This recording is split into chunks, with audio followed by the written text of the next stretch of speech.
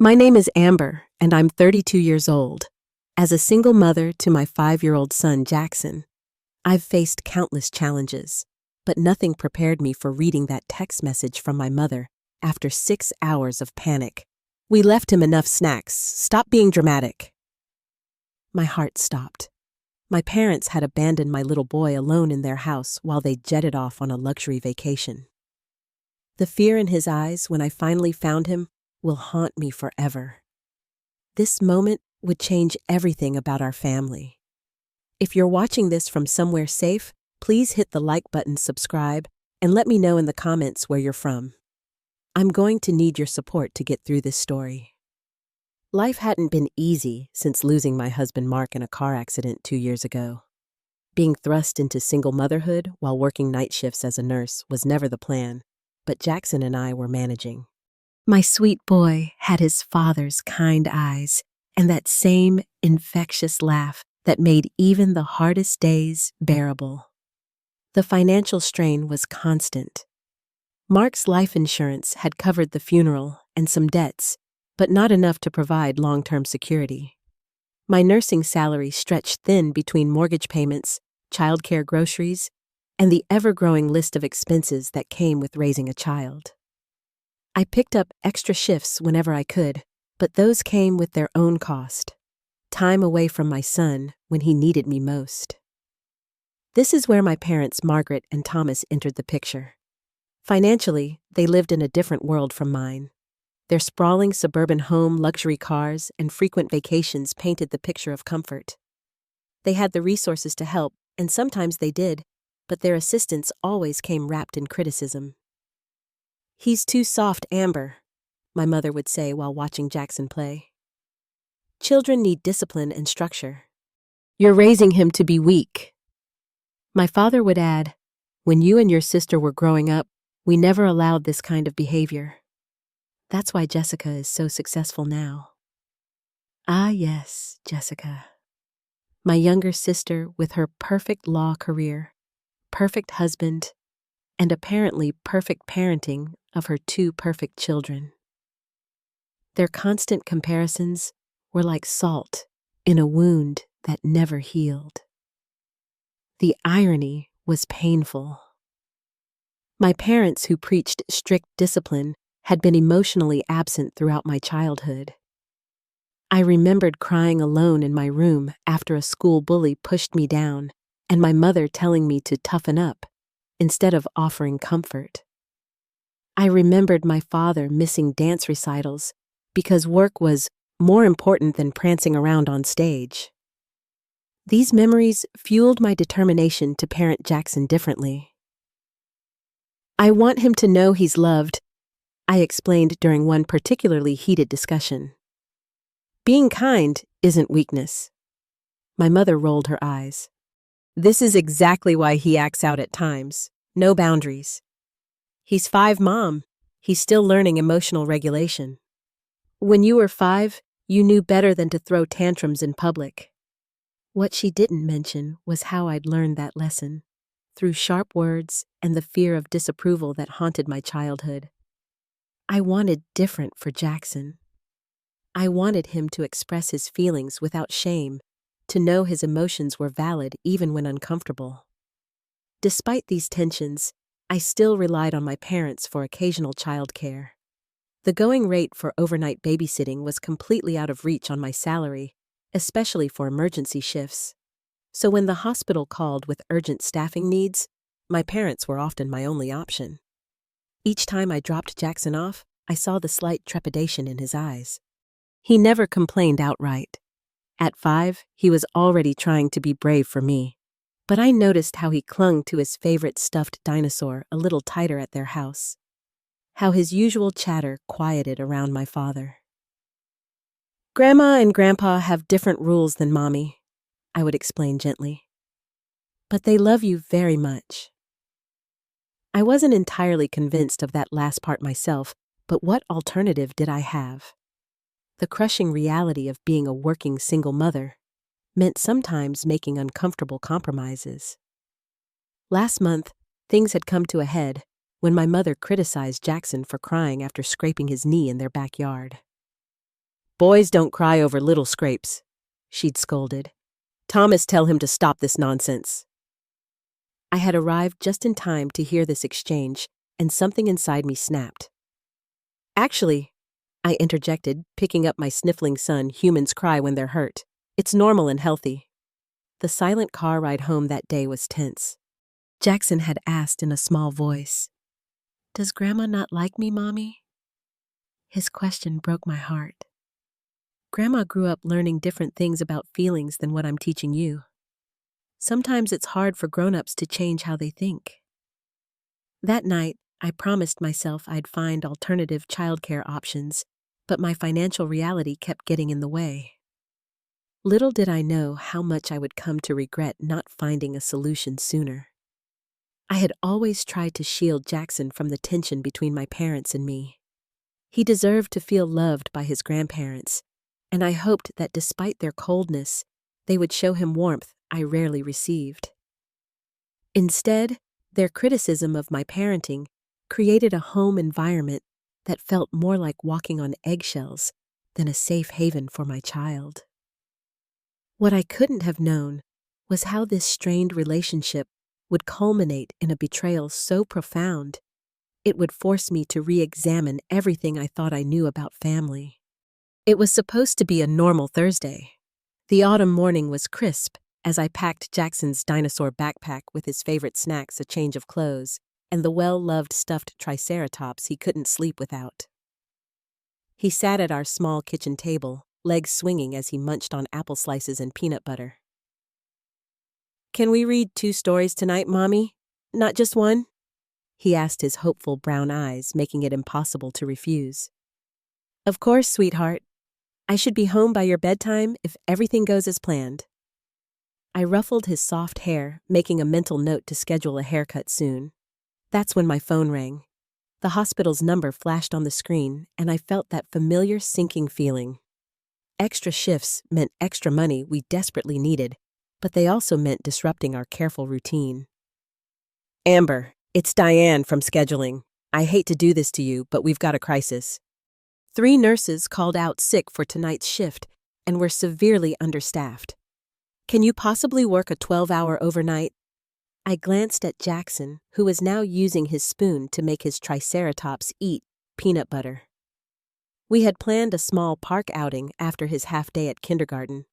Now I'd need to find childcare with almost no notice. "Let me see what I can arrange," I said, mentally reviewing my options.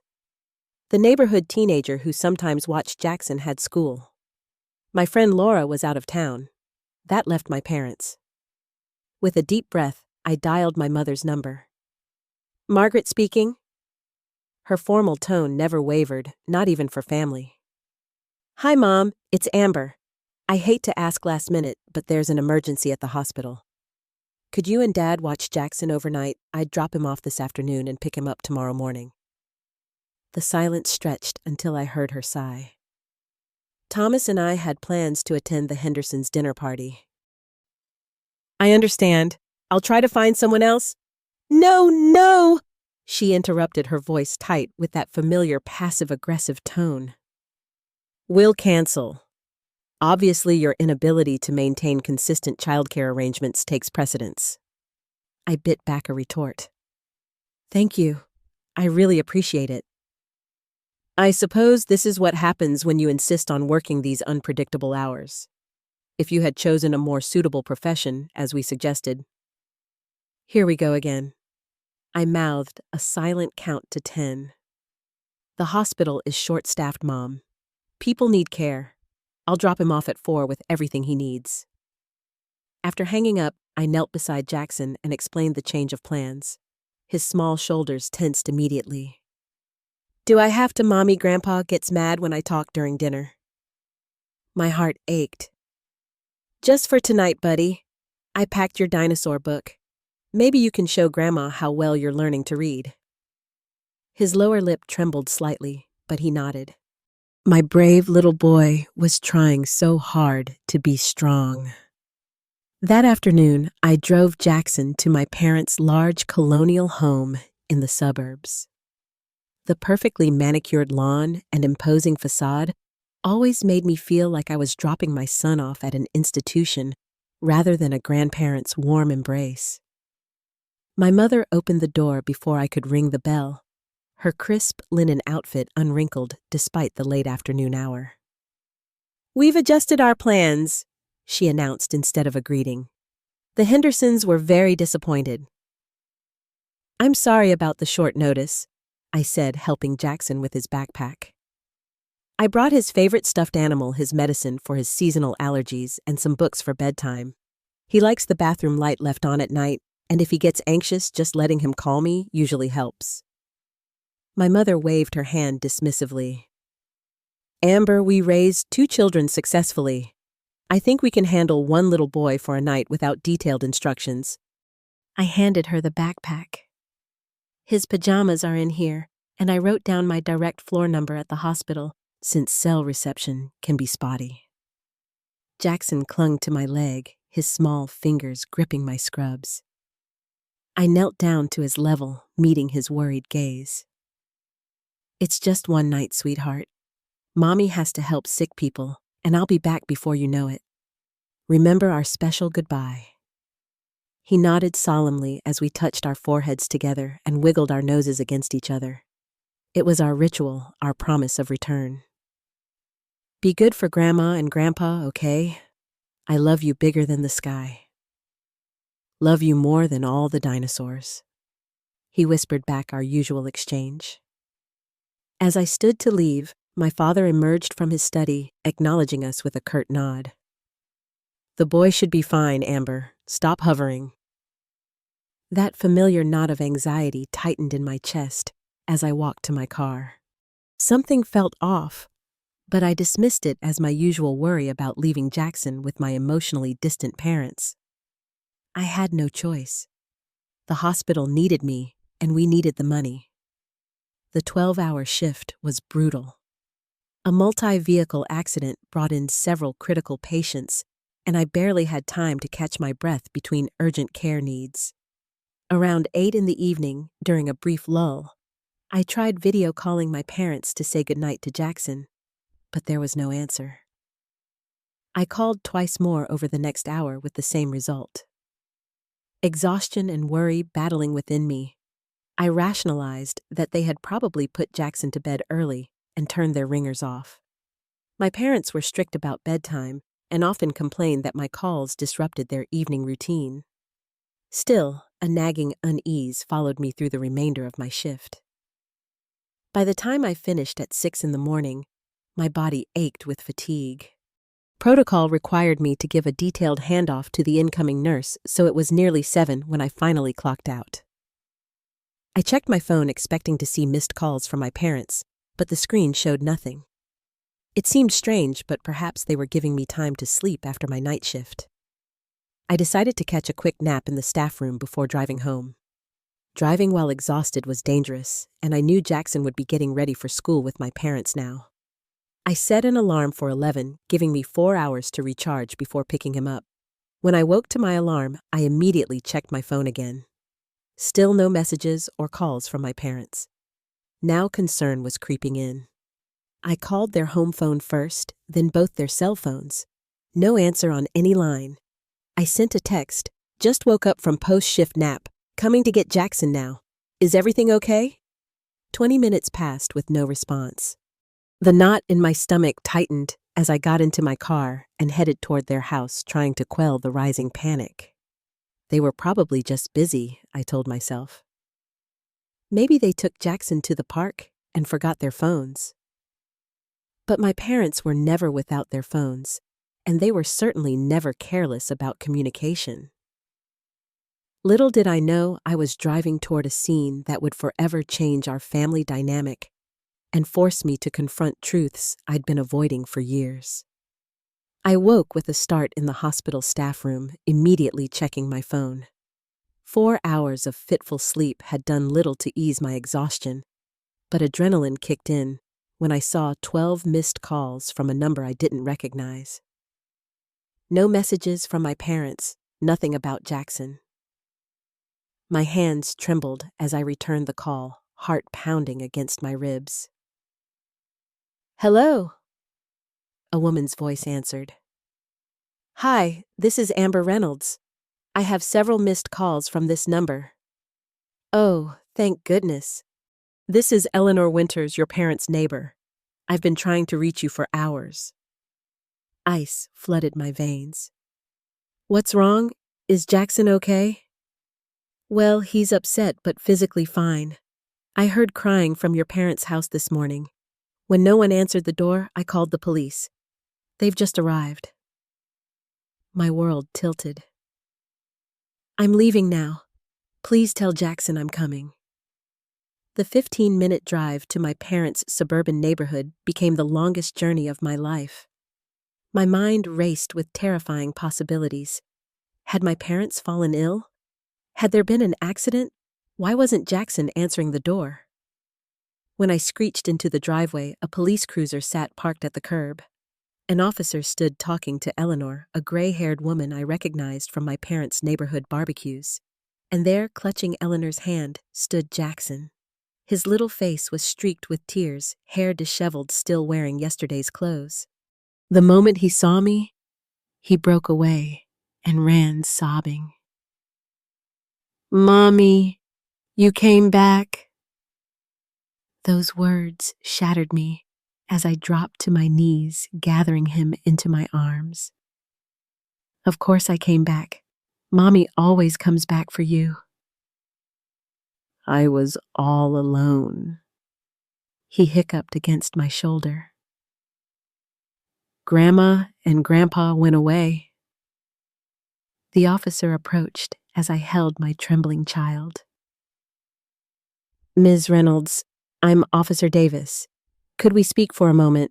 Eleanor offered to take Jackson to her kitchen for a cookie while the officer explained. Reluctantly, I let my son go, promising to be right outside where he could see me through the window.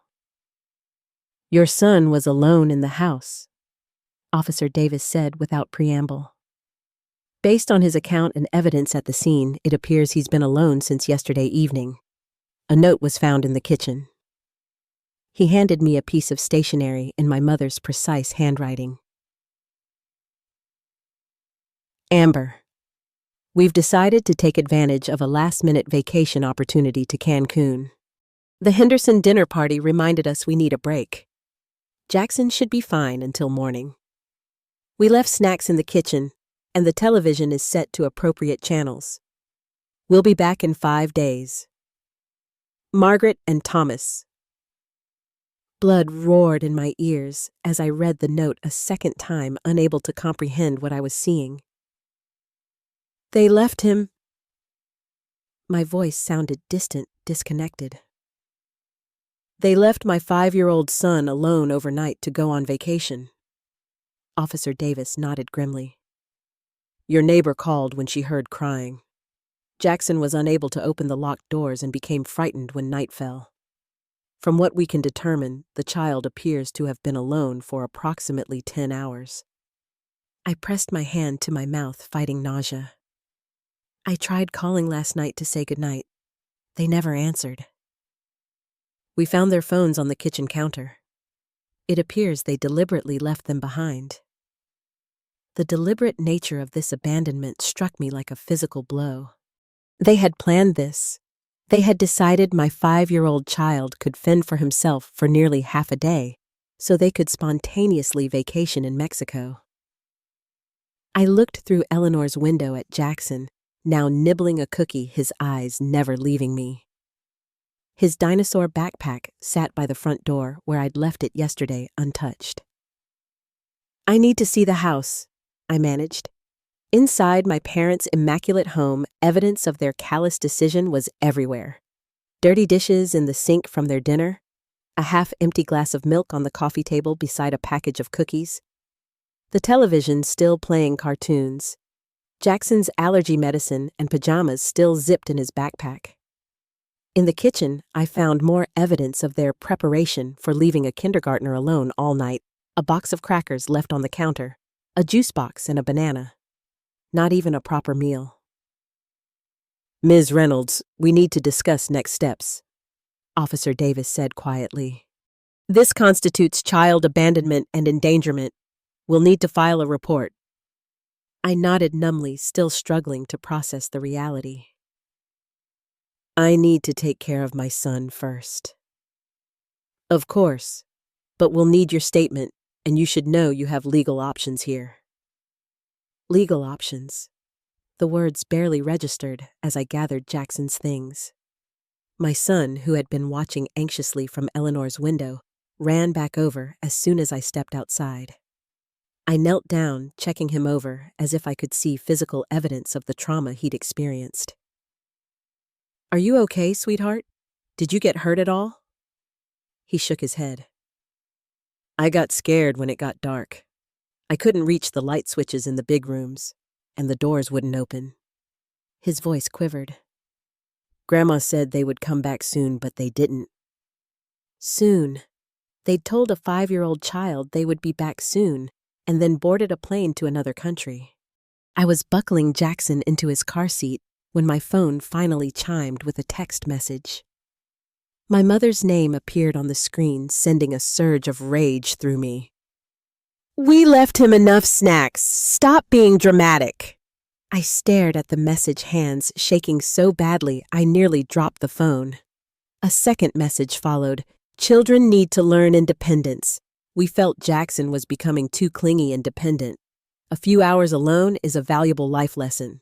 We'll be back Monday. Officer Davis, seeing my expression, asked if I was all right. It's them, I said, showing him the messages. They think this was some kind of lesson. He frowned deeply. I'd like to document those messages for our report if you consent. Document everything, I replied, a cold clarity replacing my shock. I want it all on record. As I drove Jackson home, he fell asleep almost immediately, exhaustion from his traumatic night claiming him. In the rearview mirror, his tear-stained face looked so small, so vulnerable. How could anyone, much less his own grandparents, believe that abandoning him would teach anything but fear and distrust? My phone continued to buzz with messages from my mother, each one more dismissive than the last. I couldn't bear to read them. Not now. Not when my priority had to be helping my son feel safe again. At home, I carried Jackson to his bed, not bothering to change his clothes. I simply removed his shoes and tucked his beloved Triceratops beside him. Then I sat on the edge of his bed, watching him sleep, the weight of what had happened settling over me like a suffocating blanket. My parents had abandoned my child. The people I'd trusted, despite their flaws, had deliberately left a 5-year-old alone overnight. The betrayal cut so deep I could barely breathe through it. I realized with sudden clarity that I needed to call the hospital immediately. There was no way I could work tonight. Jackson needed me here, and I needed to begin dealing with the legal and emotional aftermath of what my parents had done. As Jackson slept, I began making the calls that would set us on an entirely new path, one that would ultimately lead us away from the toxic cycle I'd been trapped in for too long. The first 48 hours after discovering what my parents had done passed in a blur of shock, rage, and anxiety. Jackson wouldn't let me out of his sight, trailing me from room to room with his dinosaur clutched tightly against his chest. His eyes would grow wide with panic if I even stepped into the bathroom, his small voice calling out, "Mommy, where are you?" Each time my heart broke anew. "I'm right here, sweetheart. Mommy isn't going anywhere." I'd called the hospital and explained the situation in halting terms. My supervisor, thankfully, was both a mother and a compassionate person. She arranged emergency family leave for me, assuring me my job would be waiting when I returned. "Take care of your boy, Amber," she'd said. "We've got your shifts covered." That night, Jackson refused to sleep in his own bed. The thought of being alone in the dark reduced him to trembling tears. I made a nest of blankets on my bedroom floor, and we camped out together, a nightlight blazing and the door wide open. "Were you scared when you couldn't find me?" he whispered in the darkness.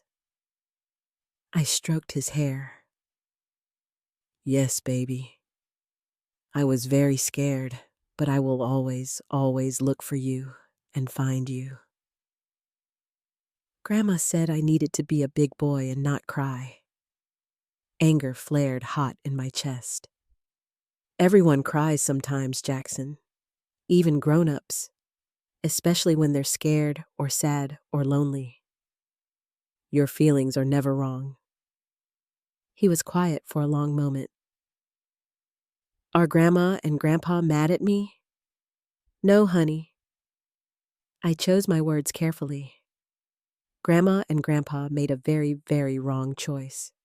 But it wasn't because of anything you did. Will I have to go to their house again? No, I said firmly, the first clear decision in this horrible situation. You won't ever have to go there if you don't want to. He fell asleep eventually, but woke twice from nightmares crying out for me. Each time I gathered him close, assuring him I was there, he was safe, no one would leave him alone again. By morning, I was exhausted, but resolute. While Jackson watched cartoons clinging to my side on the sofa, I made 3 important calls to a pediatric psychologist recommended by Jackson's doctor, to a family law attorney, and to my sister Jessica. The call with Jessica was the hardest. Despite our differences and the competitive dynamic our parents had fostered between us, she'd always been kind to Jackson. I hadn't spoken to her in weeks, busy with our respective lives, but this couldn't wait. They did what? Her voice rose in disbelief as I explained. Amber, are you serious right now? I wish I wasn't. The police have filed a report. They left him alone for 10 hours, Jess. 10 hours. That's criminal. Literally criminal. Her lawyer mind was already working. Have they contacted you since? Only to tell me I'm overreacting and that they left him enough snacks. The bitterness in my voice surprised even me. Forward me those messages, she said immediately. And the police report number. My firm has excellent family law specialists. I can't afford. This isn't about money, Amber. This is about protecting Jackson. Her voice softened. I'm so sorry. I know how much you needed their help with childcare. This is inexcusable. By afternoon, Jackson had developed a fever. Stress, the pediatrician said when I called, could absolutely manifest physically in children. Keep him hydrated, monitor his temperature, call back if it rose above 102. I canceled everything else to focus on him creating a blanket fort in the living room where we could watch movies together. He was clingy but quiet, nothing like his usual energetic self. When he finally spoke, his question cut me to the core. Mommy, did I do something bad? Is that why they left me? I pulled him onto my lap, looking directly into his eyes. Jackson Reynolds listened to me very carefully. You did nothing wrong. Nothing at all. What happened was entirely the wrong choice of Grandma and Grandpa. It was never, ever your fault. His small face crumpled. But why would they leave me if I was good? How do you explain toxic family dynamics to a 5-year-old? How do you make sense of something so senseless? Sometimes, I said slowly, grown-ups make very bad choices, and those choices hurt others. But it's never the child's fault when grown-ups make bad choices. He seemed to consider this, his fever-bright eyes solemn. Like when Trevor pushed Alex at school and Ms. Kelly said Trevor made a bad choice. Yes, exactly like that, but much, much bigger. That evening, my phone rang with a call from Mexico. My father's number. I hesitated, then answered on speaker, moving away from Jackson, who had finally fallen asleep. How dare you involve the police? My father's voice was ice cold. Do you have any idea how embarrassing this is? No greeting, no question about Jackson's welfare, no apology. How dare you abandon my 5-year-old son? I struggled to keep my voice down. Don't be so dramatic, Amber. We left him food and entertainment. It was one night. He's 5. He couldn't reach the light switches or open the doors. He was terrified. This coddling is exactly what's making him soft. My mother's voice joined in. When you were children, we taught you self-reliance. A lifetime of memories crashed over me.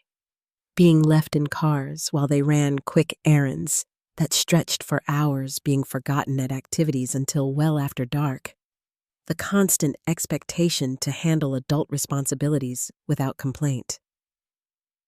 That wasn't self-reliance, I said, a revelation dawning.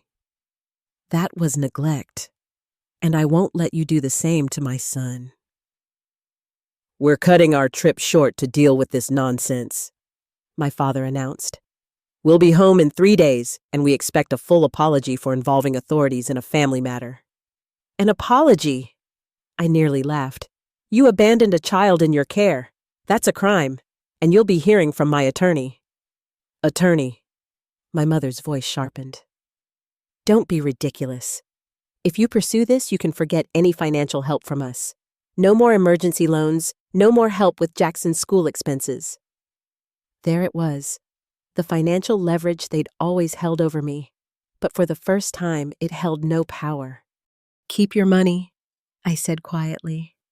I'd rather work 3 jobs than leave my son in your care ever again. I hung up, hands shaking, but mind clear. They had shown me who they truly were, not just as grandparents, but as people. And I finally believed them. The next morning, Jackson's fever had broken, but his emotional state remained fragile. He burst into tears when I stepped into the kitchen to make breakfast, convinced I had disappeared. The psychological damage from just one night of abandonment was already evident. My phone pinged with a message from Jessica. She'd spoken with a family law specialist at her firm who wanted to meet with me as soon as possible. The situation, she said, was serious enough to potentially pursue full legal protection to prevent my parents from having any unsupervised contact with Jackson. As I read her message, another text came through from my mother. We've spoken with the Martins next door. They said the boy was fine when they checked on him at 9. You're turning this into a spectacle for attention. We raised you better than this. My blood ran cold. They were lying. The Martins hadn't checked on Jackson. If they had, they would have let him call me or stayed with him. This fabrication confirmed what I already knew: my parents would never admit wrongdoing.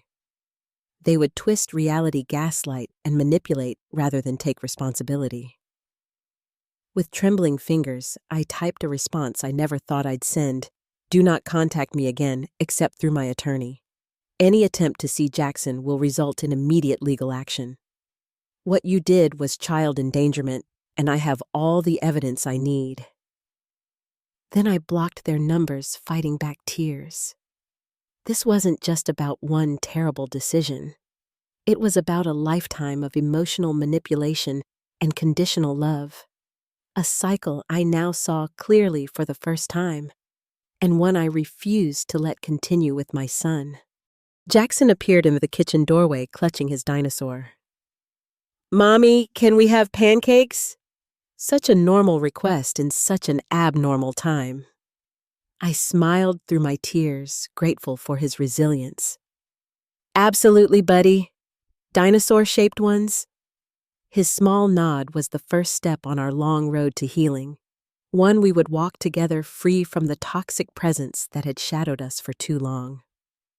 3 days after discovering Jackson alone in my parents' house, I sat in the office of Sarah Blackwell, the family law attorney Jessica had recommended. Jackson was in the playroom next door with a child advocate, giving me my first moments alone to fully process everything. Based on the evidence you've provided, Sarah explained, laying out documents on her desk, we have a strong case for a protective order. The text messages, police report, and witness statements from your neighbor create a clear picture of child endangerment. I nodded, still numb. What about their claims they asked neighbors to check on him? We've already obtained statements from both neighboring families. No one was asked to check on Jackson, and no one did. Your parents fabricated that claim after the fact. The deliberate nature of their lies made my stomach turn. They're coming back tomorrow. What happens then? We'll file for an emergency protective order today. This will legally prevent them from approaching Jackson or attempting to take him from your care. Given the circumstances, I'm confident the judge will grant it immediately. Will Jackson have to appear in court? He's already so traumatized. Sarah shook her head. Not for the protective order. If this proceeds to a full hearing later, we can arrange for his statement to be taken privately by a court-appointed child advocate. The reality of what we were discussing, legal protection from my own parents, felt surreal. These were the people who had raised me, however imperfectly. The people I'd trusted with my most precious responsibility. They'll fight this, I said quietly. They'll claim I'm being vindictive or hysterical. Let them, Sarah replied firmly. The facts speak for themselves. Leaving a 5-year-old child alone overnight while traveling internationally isn't a matter of parenting style or family disagreement. It's abandonment and endangerment, plain and simple. As we finished our meeting, my phone rang with an unfamiliar number. My heart jumped. Had my parents bought new phones to circumvent my blocks? It's the child advocate, Sarah explained. They probably have a question about Jackson. But when I answered, it wasn't about Jackson at all. It was Detective Rodriguez from the police department calling with an update. Ms. Reynolds, we've been in contact with Mexican authorities. Your parents attempted to extend their stay rather than return as planned. We've informed them that they need to return immediately for questioning regarding the abandonment charges. Their plan to extend their vacation despite everything sent a wave of fresh anger through me. What did they say? They claimed it was all a misunderstanding, but they're booking return flights for tomorrow. I wanted to inform you so you can prepare. Do you have somewhere safe you can stay if needed? The question jarred me. Would they actually come to my home? Try to take Jackson. I'm filing for an emergency protective order today, I said. But yes, we could stay with my sister if necessary. After hanging up, I collected Jackson from the playroom. The child advocate, a gentle woman named Maria, pulled me aside. He's a resilient little guy, she said quietly. But he's showing clear signs of separation anxiety. Has he been sleeping? Barely. He wakes up crying several times a night, afraid of being alone. Maria nodded sympathetically. That's very common after abandonment trauma. I've written a referral to Dr. Patel. She specializes in childhood trauma. In the meantime, consistency and reassurance are key. In the car, Jackson clutched his dinosaur as always, but seemed brighter than he had in days. Maria gave me a special book, he told me, showing me a colorful workbook. It's for kids with big feelings. That's wonderful, buddy. Maybe we can look at it together tonight. He nodded, then asked the question I'd been dreading. Are Grandma and Grandpa coming back tomorrow? I gripped the steering wheel tighter. Yes, but you don't have to see them. His relief was palpable. Can I stay with you forever and ever? Forever and ever, I promised, catching his eye in the rearview mirror. Mommy and Jackson always together. That evening, after a quiet dinner of Jackson's favorite mac and cheese, my sister Jessica arrived with an overnight bag. I'm staying with you until this is settled, she announced, not taking no for an answer. I spoke with Dad earlier. He's furious about the protective order and making threats. My throat tightened. What kind of threats? The usual financial manipulation, but also vague comments about taking matters into his own hands. I don't think he'd actually do anything, but I'm not taking chances with my nephew's safety. Jackson was delighted to have his aunt there, especially when she produced a new dinosaur puzzle as a gift. While he worked on it in the living room, Jessica and I spoke quietly in the kitchen. I've been thinking about our childhood, she said, stirring her tea thoughtfully. Remember when I got lost at the mall when I was 7 and Mom was annoyed that I'd made them waste time looking for me? The memory surfaced immediately. She made you sit in the car while they finished shopping. I was terrified, Amber. I thought they'd leave me forever. She looked toward the living room where Jackson was happily arranging puzzle pieces. I never connected it until now, but that fear. I still have nightmares about being left behind or forgotten. That's not normal, is it? The realization settled between us, the legacy of emotional neglect we'd both carried into adulthood. No, I said softly. It's not normal, and I won't let Jackson inherit that fear. I always thought you were overreacting about their parenting, Jessica admitted. That you were too sensitive. I bought into their narrative that I was the strong one, and you were the emotional one. They were masterful at playing us against each other. Well, not anymore. She squeezed my hand. I'm filing for the protective order first thing tomorrow morning, and I've already spoken to HR about taking family leave. I'm here for as long as you and Jackson need me. For the first time since this nightmare began, I felt the knot in my chest loosen slightly. We weren't alone in this. We had allies, resources, and most importantly, clarity about what needed to happen next. That night, Jackson had his worst nightmare yet, waking up screaming that he was locked in a dark room and couldn't find the door. I held him while he sobbed, rocking him like I had when he was a baby. I'm here, baby. I'm right here. The doors aren't locked, see? And look, we have 3 nightlights on. Jessica appeared in the doorway, her own face pale with concern. Without a word, she joined us on the bed, helping me comfort her nephew. Did I ever tell you about the time your mom rescued a baby bird that fell from its nest? She asked Jackson, who hiccuped and shook his head. We were about your age, and this tiny bird fell right in front of us. Everyone said to leave it alone, but your mom built it a special box with a warm light and fed it with a tiny dropper every 2 hours, even waking up all through the night. Jackson's sobs quieted as he listened. That bird grew strong and flew away, but it used to come back to our yard every spring.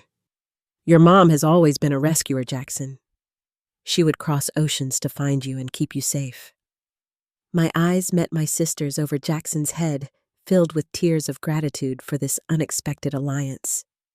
Together, we would protect this child from the generational harm that had shaped our own lives. As Jackson finally drifted back to sleep between us, I made a silent promise to him and to myself. Tomorrow would be the beginning of our new life, one built on unconditional love rather than fear and manipulation. The cycle of emotional neglect would end with me. The morning my parents were scheduled to return from Mexico dawned gray and rainy, matching the tense atmosphere in our small home. Jessica had spent the night sleeping on an air mattress in Jackson's room after he finally fell asleep around midnight. Over coffee, she showed me her laptop screen, where an email from her legal colleague confirmed that our emergency protective order had been granted overnight. My parents would be legally prohibited from contacting Jackson or coming within 100 yards of him. What happens when they land? I asked, keeping my voice low to avoid waking Jackson. Detective Rodriguez will meet them at the airport to serve the order and take their statements about the abandonment. Jessica's face was grim. They'll be furious, Amber. Be prepared for them to escalate. As if summoned by our conversation, my phone rang with a call from an unknown number. Jessica nodded encouragingly as I answered on speaker. Amber, it's your father. His voice was tightly controlled, the calm before the storm I knew so well. We've just landed. This protective order nonsense ends now. Your mother and I are coming to your house to resolve this family matter privately. That would violate the legal order, Dad. You can't come near Jackson. This is ridiculous. He's our grandson. We made one parenting decision you disagree with. Abandoning a 5-year-old child isn't a parenting decision. It's a crime. His voice hardened. If you continue with these dramatic accusations, you need to understand what you're giving up.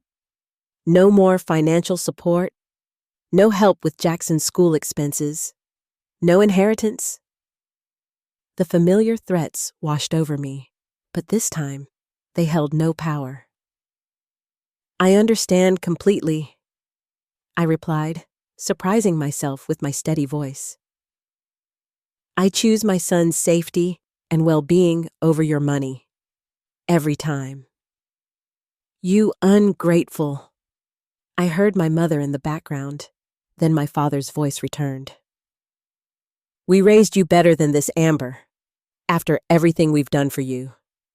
Yes, let's talk about what you've done, I interrupted. You abandoned my child after promising to care for him. You lied to the police about neighbors checking on him. You're threatening me now for protecting my son from your neglect. I see it all clearly now, Dad. If you pursue this vendetta, he said coldly, you are no longer our daughter. The words should have devastated me. Instead, they confirmed what I'd always suspected. Their love had always been conditional. I understand. Goodbye, Dad. After hanging up, Jessica and I sat in silence for a moment, the weight of what had just happened settling around us. Are you okay? She finally asked. I considered the question carefully. I think I will be. For the first time in my life, I feel like I'm choosing myself and my son instead of chasing their approval. The sound of small feet padding down the hallway announced Jackson's arrival. He appeared in the kitchen doorway, hair tousled from sleep dinosaur clutched under one arm. Morning, buddy, I said, opening my arms as he climbed into my lap. How did you sleep? I had the scary dream again, he said quietly. But then I remembered what Auntie Jessie said about you being a bird rescuer. Jessica winked at him over her coffee mug. Your mom is the best rescuer I know. As we ate breakfast, my phone continuously buzzed with text messages and calls from my parents, which I ignored. Jackson was unusually quiet, pushing his cereal around the bowl. What's on your mind, sweetheart? I asked gently. He looked up, his eyes serious. Are Grandma and Grandpa mad at me? I exchanged glances with Jessica before answering carefully.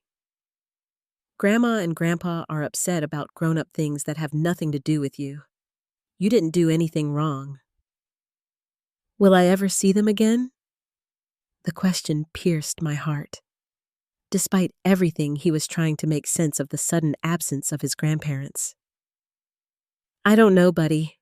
Right now, we need some time apart from Grandma and Grandpa so everyone can be safe and calm. He seemed to accept this, nodding solemnly before asking if he could watch cartoons. As he settled in the living room, Jessica showed me a text from the detective. Your parents have been served with the order and questioned. They're claiming it was a simple misunderstanding and that they asked neighbors to check on Jackson regularly. The neighbors have contradicted this. I closed my eyes briefly. They'll never admit what they did was wrong. No, they won't, Jessica agreed. But that doesn't change the facts or the consequences. Around noon, a knock at the door sent a spike of fear through me. Jessica peered through the peephole, then relaxed. It's Sarah, your attorney. Sarah entered with a briefcase and a determined expression. Your parents are attempting to challenge the protective order. They've hired Stanley Griffin. Jessica cursed under her breath. Griffin was one of the most aggressive family law attorneys in the city. What does this mean? I asked. It means they're prepared to fight. They're claiming temporary lapse in judgment rather than intentional abandonment and arguing that severing their relationship with Jackson is not in his best interest. My anger flared. They left a 5-year-old alone overnight while they flew to another country. How is that a temporary lapse? It's not, Sarah assured me. But we need to prepare for a difficult legal battle. They have resources and they're clearly willing to use them. As Sarah and Jessica discussed legal strategy, my phone chimed with a text from my mother that bypassed my blocks. She had created a new number. "This is destroying your father's reputation at the firm. Is that what you want? To ruin our family over one mistake? Jackson was fine. Children are resilient. Stop this vindictive campaign." Not a word of concern for Jackson's well-being, not a hint of remorse, just concern for their reputation and inconvenience. I showed the message to Sarah, who added it to her growing file of evidence. "This demonstrates their priorities quite clearly," she noted. By evening, we had a clear battle plan. The protective order would remain in place while the courts evaluated the situation. Jackson would meet with Dr. Patel, the child psychologist, who would assess the emotional impact of the abandonment. A court-appointed advocate would interview all parties and make recommendations regarding future contact. It was a process that could take months, but for the first time, I felt equal to the challenge. This wasn't just about one incident. It was about breaking a generational cycle of emotional neglect and conditional love. That night, after Jackson was finally asleep with Jessica keeping watch, I sat alone in the kitchen and allowed myself to grieve. I grieved for the supportive parents I'd never had. I grieved for the childhood both Jessica and I had endured. Most of all, I grieved for the relationship Jackson would never have with grandparents who could truly love him unconditionally. But amid the grief was a sense of clarity and purpose stronger than any I'd ever known. I would not perpetuate this cycle.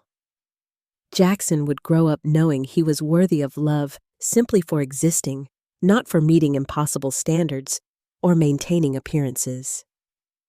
As I finally headed to bed, a new text from my father arrived. "Your mother is in tears. I hope you're satisfied with the pain you've caused. When you're ready to be reasonable, we can discuss conditions for moving forward as a family." Conditions. Always conditions. I didn't respond. Instead, I deleted the message and turned off my phone. Tomorrow would bring new challenges, but for tonight, my son was safe, and we were taking the first steps toward healing. The battle with my parents was just beginning, but in the most important ways, I had already won. Over the following weeks, our lives settled into a new rhythm defined by healing and rebuilding. Jackson started seeing Dr. Patel twice weekly, learning to express his feelings through play therapy and special workbooks designed for children experiencing trauma. I attended my own therapy sessions, unpacking decades of normalized neglect and conditional love. The financial reality of cutting ties with my parents hit hard. They had been supplementing Jackson's private kindergarten tuition and occasionally helping with utility bills during tight months. Without their support, I had to make difficult adjustments. "I'm thinking of transferring Jackson to the public elementary school," I told Jessica one evening as we reviewed my budget at the kitchen table. "It's actually closer to our house, and the after-school program would solve some of our childcare issues." She nodded thoughtfully. "That makes sense. Have you looked into financial aid for his current school? He's settled there, and another big change right now." "I've applied, but there's a waiting list." I sighed, looking at the columns of numbers that never quite balanced. "I've picked up 2 weekend shifts at the hospital. That helps, but it means finding childcare." Jessica hesitated before speaking. "I've been thinking about that. What if I moved in temporarily? I could help with Jackson on your weekend shifts, and we could split the rent and utilities. It would give both of you more stability while this legal situation plays out." The offer caught me by surprise. "You do that? What about your apartment, your life?" She shrugged. "My lease is up next month anyway, and honestly, Amber, this whole situation has made me reevaluate a lot of things. I've spent years chasing success and approval just like they taught us. But seeing you choose Jackson over everything, it's shown me what really matters." 2 days later, my sister moved into our spare bedroom, transforming our household. Jackson was thrilled to have his aunt living with us, especially when she instituted Science Sundays with experiments and museum visits. For the first time, I had a true partner in parenting, someone who understood exactly what I was trying to protect Jackson from. Meanwhile, the legal battle with my parents escalated. Their attorney filed motions challenging the protective order, claiming that grandparents' rights were being violated. Sarah countered with the mounting evidence of their dismissive attitude and refusal to acknowledge the harm they'd caused. "They've never once asked how Jackson is doing," I told Sarah during a preparation meeting for our court date. "Not once in all their communications have they expressed genuine concern for his well-being or recognized the trauma he experienced." Sarah nodded grimly. "That's consistent with their deposition statements. They maintain that leaving him alone was a learning opportunity that got blown out of proportion." The court date loomed 3 weeks away. In the meantime, Jackson continued to make progress, though nightmares and separation anxiety persisted. He'd created a ritual of checking all the doors before bedtime to make sure they could be opened from the inside, a heartbreaking reminder of his night trapped alone. Dr. Patel suggested we focus on rebuilding Jackson's sense of security through consistency and empowerment. We created a visual schedule so he always knew what to expect each day. We established special signals. 3 hand squeezes meant that "I love you," that we could use at school, drop-offs, or whenever he felt anxious. One breakthrough came from an unexpected source. Sarah, the mother of one of Jackson's classmates, reached out after hearing rumors about why Jackson had been absent from school. "I'm a single mom, too," she said when we met for coffee. "It's like climbing a mountain with weights tied to your ankles." Something about her matter-of-fact understanding broke through my careful composure. Before I knew it, I was sharing the whole story. My parents' abandonment of Jackson, the legal battle, my financial struggles. Instead of the judgment I feared, Sarah offered practical help. "My son Ryan loves playing with Jackson. Why don't they have playdates when you work weekends? Ryan would be thrilled, and I work from home those days anyway." That simple offer expanded into a network of support.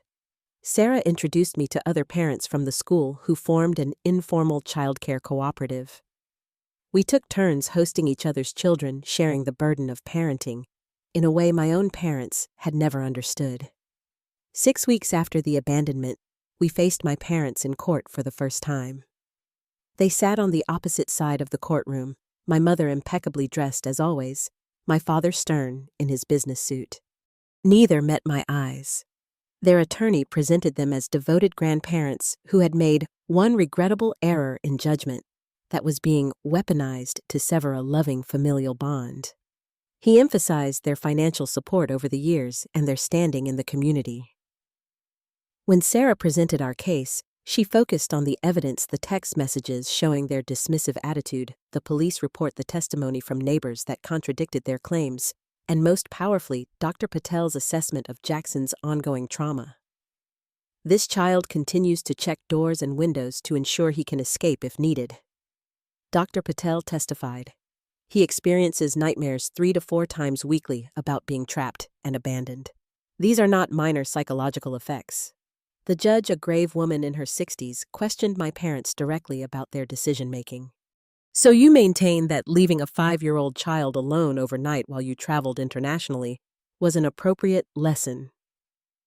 My father cleared his throat. "Your Honor, we may have exercised poor judgment in the execution, but our intentions were to foster independence in our grandson, who has been coddled to the point of dependency." "And you feel qualified to make this assessment despite Ms. Reynolds' clear parenting boundaries?" "We raised 2 successful daughters," my mother interjected. "We understand child development better than most." I watched their performance with a strange detachment. These people who had shaped my entire existence now seemed like strangers, their priorities and values completely foreign to me. The judge extended the protective order for 6 months, ordering a full family evaluation before considering any supervised visitation. It was a clear victory, but I felt no triumph as we left the courthouse, only a profound sadness for what should have been. Jessica squeezed my hand as we walked to the car. You did the right thing. Then why does it feel so terrible? I asked quietly. Because you're grieving the parents you deserved, but never had, she replied. I am too. That evening, as Jackson played with the elaborate fort Jessica had helped him build in the living room, my phone rang with a number I didn't recognize. Warily, I answered. Amber, it's Dad. I nearly hung up immediately. You're violating the protective order by contacting me. The order prevents contact with Jackson, not with you, he countered. I'm calling because your mother and I have discussed the situation and we're prepared to make an offer. An offer? I repeated, disbelieving. If you drop this legal vendetta, we'll establish a trust fund for Jackson's education. $500,000 accessible when he turns 18. This family conflict benefits no one. The familiar pattern of financial manipulation emerged once again. No apology, no acknowledgement of harm, just money offered in exchange for compliance. Did you hear me, Amber? I heard you, I said quietly, and my answer is no. Jackson's safety and emotional well-being aren't for sale, not for any amount. Don't be foolish. Think of his future. I am thinking of his future. A future where he knows his worth isn't measured by how useful or convenient he is to others. A future where he understands that love doesn't come with conditions. The silence on the other end stretched long before my father finally spoke, his voice cold. You're making a serious mistake. No, Dad. For the first time in my life, I'm not making the mistake of trying to earn your love at the expense of my own well-being. Goodbye. I hung up, hands trembling, but heart steady. When I looked up, Jessica was standing in the doorway, having overheard my side of the conversation. They offered money, she guessed. I nodded. A trust fund for Jackson in exchange for dropping the protective order. She shook her head sadly. They still don't get it. It was never about the money. It was always about control, I said, the realization crystallizing as I spoke. Money was just their favorite tool. From the living room, Jackson called for us to come see his completed fort. As we admired his creation, I saw not just a blanket structure, but a symbol of what we were building together. A safe haven defined by unconditional love rather than performance and compliance. That night, for the first time in weeks, Jackson slept through without nightmares.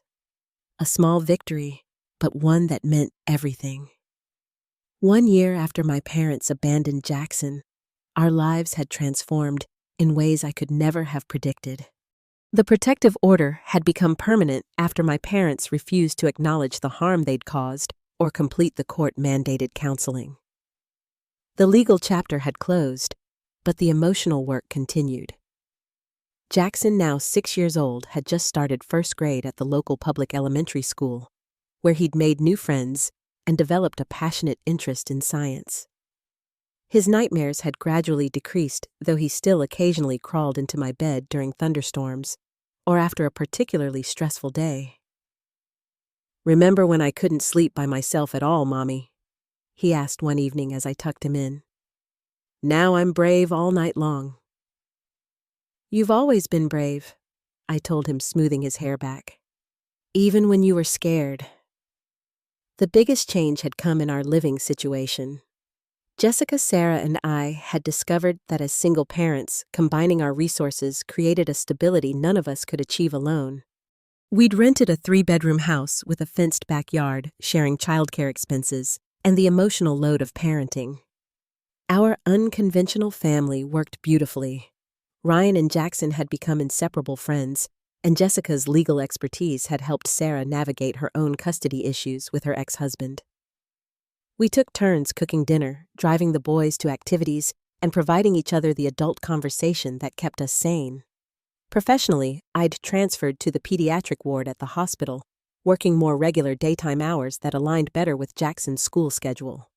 The pay was slightly less, but the improved quality of life more than compensated. Plus, the three-way split on housing costs had eased my financial strain considerably. My parents had made one final attempt at contact, sending a formal letter through their attorney on Jackson's birthday. It contained a check for $1,000 and a card with a brief message. "When you're ready to be reasonable, the door remains open." I returned the check uncashed with a note of my own. Our worth is not determined by compliance. When you're ready to genuinely acknowledge the harm caused and commit to change, we can discuss healing. There had been no response. As Jackson's bedtime routine finished, he asked the question that still occasionally surfaced. "Do you think Grandma and Grandpa ever think about me?" I sat on the edge of his bed, considering my answer carefully. "I'm sure they do, buddy. But sometimes grown-ups have trouble understanding what really matters." "Like how you say people matter more than things." Exactly like that. I smiled, amazed at his insight. "Some people never learn that lesson even when they get very old."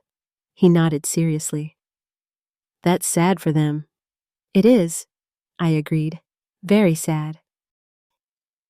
After Jackson fell asleep, I joined Jessica and Sarah in the living room, where they were sharing a bottle of wine and reviewing the boys' school calendar for the coming month. "Jackson asked about my parents again," I said, accepting the glass Jessica offered. Sarah nodded sympathetically. "Ryan still asks about his dad sometimes, even though he hasn't bothered to visit in over a year. Kids need to make sense of these absences." "What did you tell him?" Jessica asked. "The truth, more or less, that some people never learn what truly matters." I took a sip of wine, reflecting. "You know, a year ago, I was still hoping they'd have some epiphany and become the parents and grandparents we deserved." "And now?" Sarah asked. "Now I understand that's not going to happen. And more importantly, I understand that we're going to be okay anyway." Jessica raised her glass. "To chosen family." "To chosen family," Sarah and I echoed. Later that night, I found myself looking through old photos, something I'd avoided for months. There were pictures of my childhood, stiff, formal family portraits where everyone smiled on cue but rarely touched. And then there were the recent photos. Jackson and Ryan covered in mud from a backyard science experiment, Jessica teaching them to bake cookies, Sarah and me laughing at the neighborhood block party. The contrast couldn't have been clearer. We had created something my parents had never understood. A family built on support rather than expectation, love without conditions, acceptance without performance requirements. The next morning, Jackson burst into the kitchen, waving a drawing he'd made for his school family project. It showed 4 figures standing hand in hand in front of a house. Him, me, Aunt Jessica, and Sarah, with a bright sun overhead. "Ms. Garcia said we should draw our family," he explained proudly. "I made us—" Sarah, flipping pancakes at the stove, pretended to be offended. "Where's Ryan in this masterpiece?" Jackson giggled.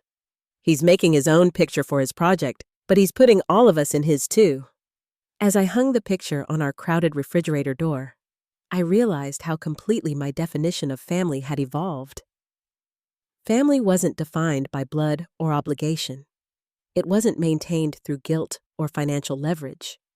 True family was created daily through acts of care, respect for boundaries, and the choice to support each other's growth. "Mommy," Jackson asked as he dug into his breakfast, "are you sad we don't see Grandma and Grandpa anymore?" The question caught me by surprise with its directness. The other adults at the table quieted, giving me space to answer. "I'm sad that they couldn't be the grandparents you deserve," I said honestly. "But I'm not sad about the life we've built without them. Look around this table. We've created something pretty amazing, don't you think?" He nodded enthusiastically, mouth full of pancakes. "We made a better family out of the mouths of babes." In his simple statement, Jackson had captured the profound truth we'd discovered through our painful journey. Sometimes, the most loving thing we can do is to walk away from those who cannot love us properly and build something healthier in its place. The abandonment that had seemed so devastating a year ago had ultimately freed us from a cycle of conditional love and emotional manipulation that might have continued for generations. By breaking that chain, I had given Jackson what my parents never gave me: the security of knowing he was loved completely exactly as he was. And that was worth more than any inheritance approval or false peace could ever be. Have you ever had to make a difficult choice to protect your family from toxic relationships? I'd love to hear your thoughts and experiences in the comments below. Remember to like this video and subscribe if you want to hear more stories about family transformation and healing. Thank you for listening to our journey. May you find the courage to create the family you deserve, whether by birth or by choice.